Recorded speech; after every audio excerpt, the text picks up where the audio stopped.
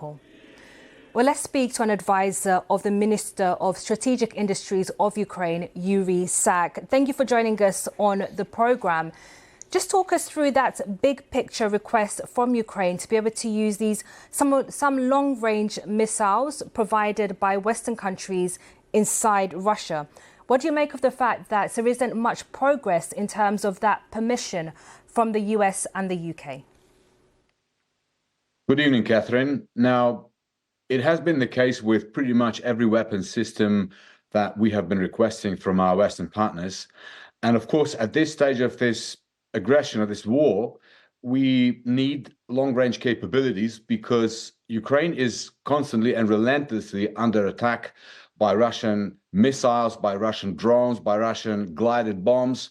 For example, just last night, we were attacked by more than 70 Iranian Shahed drones, which were launched by Russia. So for us to be able and for us to receive that permission to use long-range missiles to strike Russia inside Russia, to destroy their airfields, to destroy their launching pads, to destroy their ammunition depots. I mean, all of this will go towards degrading the war machinery of Russia, which it is using to terrorize Ukrainian cities, to kill Ukrainian people, and to continue this war. So we hope that, as was the case with other weapons systems, there will come a point when our Western partners will reach that decision and will allow Ukraine to do what it is entitled to do, actually, because it is our right to self-defense, which is enshrined in the UN Charter.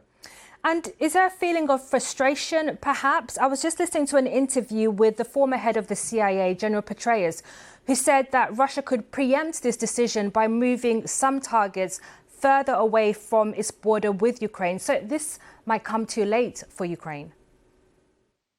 Well, there are still, according to our information, there are numerous military objects within the reach of the long-range missiles that we receive from our partners, such as the ATACMS missiles, the Storm Shadow missiles from the UK, the Scalp missiles from the French partners.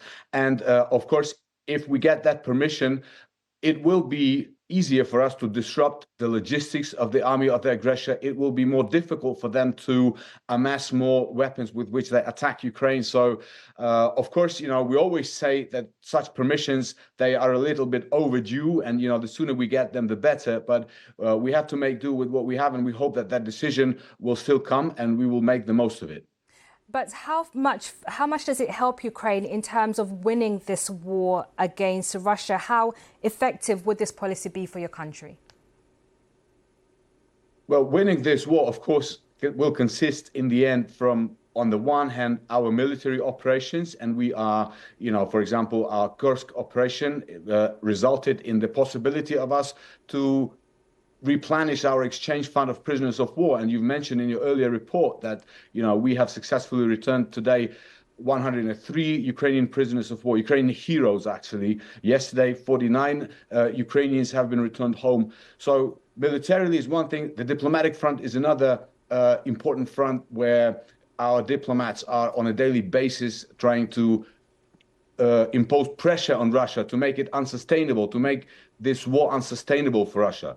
So it's not any one simple or one single factor that will determine the outcome of this war, but taken together, of course, and this permission to use long-range weapons, of course, will be an important factor that will bring us closer to our victory.